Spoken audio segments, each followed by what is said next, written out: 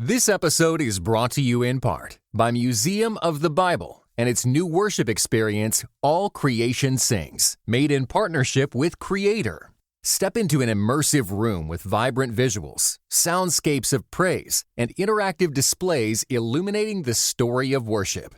Get tickets at museumofthebible.org/ACS. Welcome to day 13 of 21 Days of Gratitude here on Grace Enough Podcast. I am your host, Amber Cullum, and today I sit down with Kara Guinn to discuss her personal gratitude practice, the practice she introduced to her 7th grade classroom, and the impact gratitude practice has had on her family during the last year as they have endured trauma. Kara Guinn, welcome to the Grace Enough Podcast. Thanks. Thanks so much for having me and for asking me to be on. Well, I'm excited. I want people listening to know that Kara is a teacher at my kids' school. She also is the cross-country coach, and she has kids that are also close to my kids' age, so she's also a fellow parent.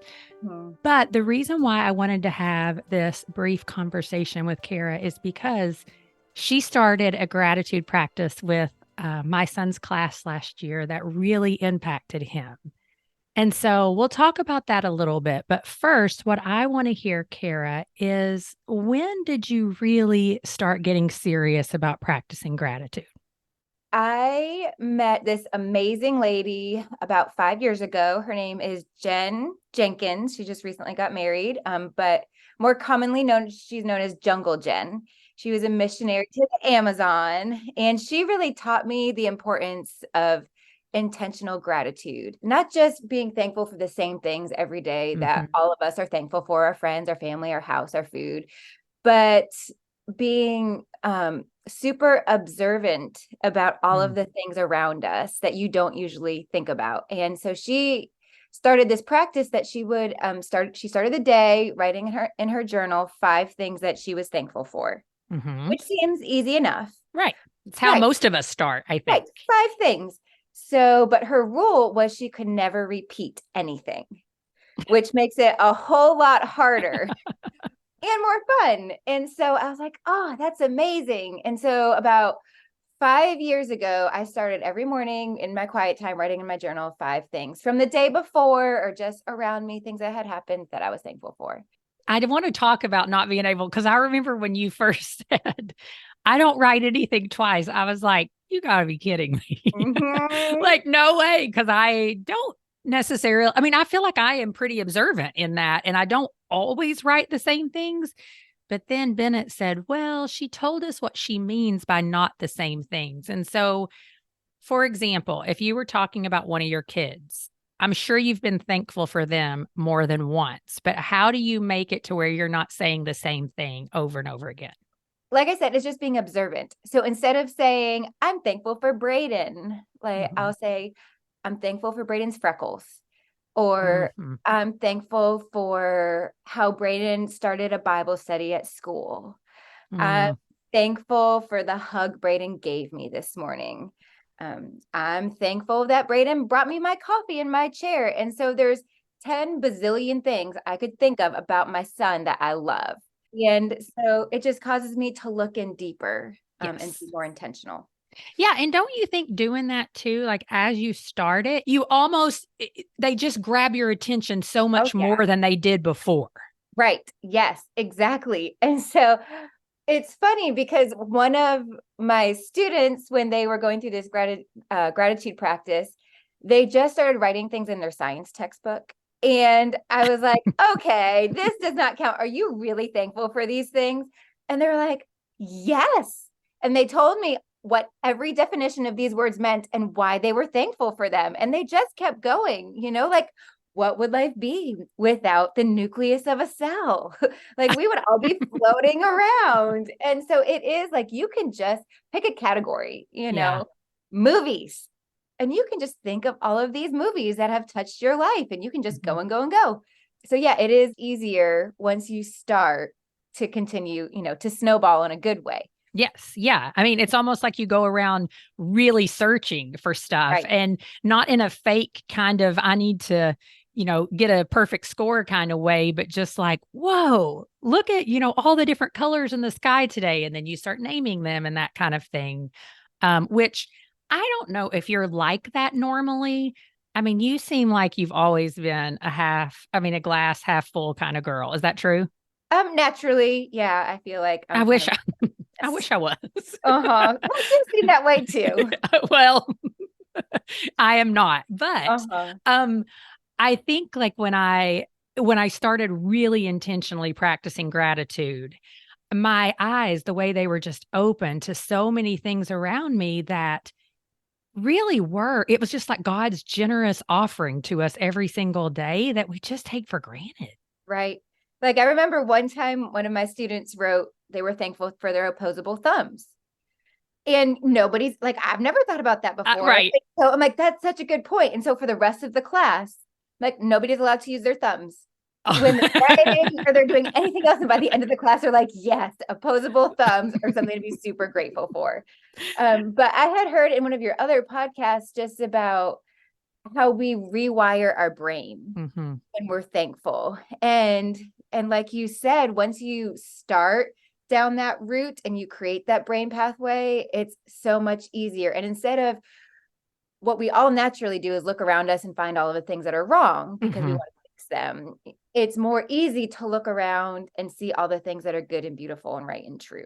Wherever our affections are, like where we focus most of our attention, is just what we gravitate towards naturally, right? And Mhm. I mean, the world's just bombarding us, and life is bombarding us with reasons to not be content, right? I mean, and Mhm. so if we practice, like, but wait a minute, there's a lot of things that are awesome and wonderful. And like you said, good, right, and true. We gravitate more towards that because that's what we've practiced. Right. So tell me this, what does your daily practice look like now? Because you've been doing this for 5 years. Mm-hmm. And so you still wake up every single morning and write, or does it look a little bit different now? So I do the same thing. I Hmm. actually do it twice a day now. I love it. Because I do it in the morning by myself with the Lord. And then I do it in the afternoon when my students do it. Mhm. So I teach a learning skills class, which you're supposed to teach them like note-taking skills and critical thinking skills. But I'm like, well, why not teach them how to learn the Bible for themselves? That's the most important skill, and how to learn how to have a quiet time. And so that's when Yeah. we call it an it's journal, an intentional thankfulness journal. And so I do it with them. And every morning, as soon as we get into the car with the kids, I always say, all right, I'm backing out of the driveway. What's everybody thankful for this morning? So that's how we start our day. Do any of your kids go, oh, I don't want to do this? No, I think they're pretty. I mean, sometimes they're a little bit more tired than others, especially now that there's basketball practice at 6 a.m. True So, story.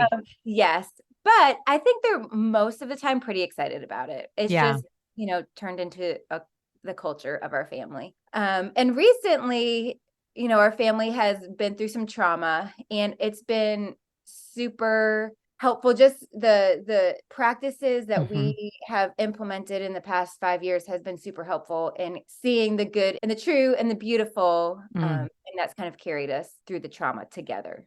Yeah, because again, with trauma, when you have these certain things in place, the more you can stick to a routine that's healthy.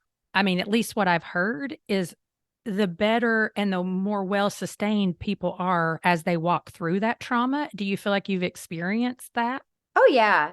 And two, with trauma, your brain just wants to focus on the horrible things. Hmm. But when, I love what Lisa Turker says in her book, that every season, no, there's no season that is complete joy Hmm. or complete sorrow. That's right. They're woven together. Hmm. So because we've already trained our brain to do this, we are intentionally Mm. trying to find the joy. Mm. And so that's kind of, just lifted our souls and our spirits. Like there's daily manna. We can focus on the bad Ah, and the things we miss every day, or we can focus on the manna from today. And that's he beautiful. brings it every single day, Mm. and the kids are even like, God brought us manna today, or what's the manna today? And so Oh my gosh. they've come to just expect it. And and I heard you say this in one of your other podcasts, not that you stuff down Yeah. Or the stick your head in heart, the sand. That's not the right? purpose. No, but it's what you fix your thoughts on. Hmm. So there is a place for processing the hard, Hmm. but really fixing our thoughts on the manna and the blessings and the joy. I like that image for people who understand, like, God provided enough manna for them for that day. Yes. And so, our God is not a God of scarcity. He is a God of abundance. Yet sometimes the provision really is just what you need for the day. And so often we want, to store everything up and like Mm-hmm. pack it along with us because we don't trust sometimes that God will provide again. And so I think gratitude does help you focus on, okay, He provided what I needed for today. That's right. Yes. So tell me this, with the gratitude practice with the kids, what were some, because your first year doing it with them was last year. Is that correct? Right. With your students? Mm-hmm. Yeah, because you had just started teaching middle school. You went from Right. first grade to middle school. When you first introduced what they were going to be doing and that they couldn't repeat anything for the whole semester, what were some responses? Do you remember? Oh, I yeah. They're like, remember. yes. What? That's ridiculous. We can't do that. And then I took it to the next level and I told them, I said, for this quarter, for every 100 things that you are thankful for above and beyond your journal, I will give you 10 extra credit points on a test. And if you do a list of 1,000 things, then you can get a 100 test grade in a pizza party or something like that. And they're like, that's the craziest thing I have ever heard. And I had so many students do it. And it wasn't, I mean, there was one student, like I said, who did the textbook thing, but she could back up why she was thankful for all of the science textbook things. But, they categorized it. Yeah. So, family members they were thankful for, things about their family members they were thankful for, food they were thankful for, things in their house they were thankful for. You could just go on and on and on. Even parts of our body, like you aren't thankful for your big toe until you You stub don't your have big it. toe, Yeah. or you aren't thankful that there's no pain in your kidneys until you have a kidney stone. So there's just the healthy parts of our body that you take for granted. Mm. Yeah. So it was amazing how many kids actually did the 1,000 things they were grateful for. Well, this is something that I remember. At first, I remember Bennett saying, no way. And then he said, but then Miss Guinn, told us all a little bit more about what she meant. And that was like, be specific. Think about, not just the person, but like you said earlier, their freckles or their smile or the hug they gave you today. And so then he was like, I think I can do this. So then we were in Vermont on vacation this summer. I don't think I've ever told you this. Mm-hmm. And we were all grumbling about something because we were just getting ready to start on this hike. And it just one thing after another. Somebody was like, rah, rah, rah, and then somebody else, rah, rah, rah. And then I'm sure I was rah, rah, rah. Mm-hmm. And Bennett turns around and goes, if Miss Guinn was here, she would say, tell me 5 things you're thankful for. Uh-huh. And I said she would. So let's do it. And so, then we all went around and did our thankfuls and everything calmed down. And so I thank you from the bottom of my heart for the impact you've had on my son, because God. he still talks about you and, my favorite teacher. And so I appreciate you for that. Yes. And so tell me this as we close out, because that's one of the impacts that you've had that I see that lives in my house, right?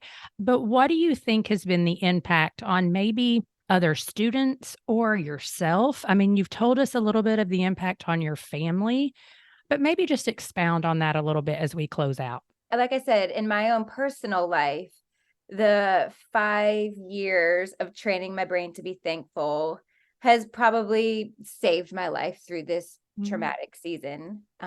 It's given my kids hope through this traumatic season. And like, I had never heard that story about Bennett that you just shared. And so, but that's not me. Like, that's what the Bible tells us to do. When people are wondering what God's will is for their life. Well, his will is, you rejoice always, you pray continually, and you give thanks in all circumstances. Mm. And so when you don't know what else to do what the Bible says. This is God's will. Yeah. Ooh. Yeah. I hope that this is a tool that they might have thought was tedious and a chore in 7th grade, but that one day when they're 30 years old and life gets hard, that they will remember. So I hope so I'm the cross country coach, and I remember our first year of cross country, me and my kids went through the woods with axes and rakes, and we blazed a trail through the woods for the cross country trail around our school. And it was hard and it was tedious, but in the end, like now we have races on this trail, and the path is very smooth. And so, yeah, the 7th grade year, it's just the kids getting out the rakes and, the axes and cutting down the trees from the typical middle schoolers. Everything's horrible. I hate school. I hate my parents, and just start blazing this trail that in a few years and into adulthood will just be this, flat, easy beaten path that they can walk out God's will for their life. Oh, I love that. That's a perfect place to end. Well, Kara, again, thank you. And also I thank you for when I walk in the doors of CLA that you're just a bright face, or that you've said things to my kid like, you know what? The reason why we do analytical grammar is because sometimes in life we just have to do hard things. That's right.